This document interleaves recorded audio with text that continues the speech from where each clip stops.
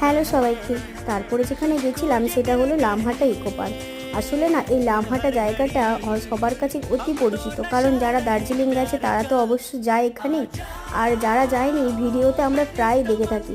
আমার তো বেশ ভালো লেগেছিল জায়গাটা। দেখো লম্বা লম্বা পাইন গাছগুলো কীভাবে দাঁড়িয়ে আছে। তারপরে আমি যাচ্ছিলাম দেখো ওপরে। রাস্তাঘাট খুব একটা কষ্টকর নয়, একটু কষ্ট করলেই ওঠা যাবে। তো দেখো আমরা যাচ্ছি, বাকিরা পৌঁছে গেছে, আমরা এখন হাঁটছি। আলো আধারি পাইন গাছগুলো দেখতে দারুণ লাগছে।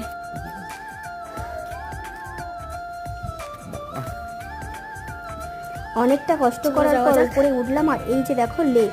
আর এই লেকটাকে না, ওখানকার যে মানুষজন আছে তারা এই লেকটাকে পবিত্র মনে করে। আর ওখানে খুব ঠান্ডা, দেখো অনেকটা উপরে উঠেছিলাম।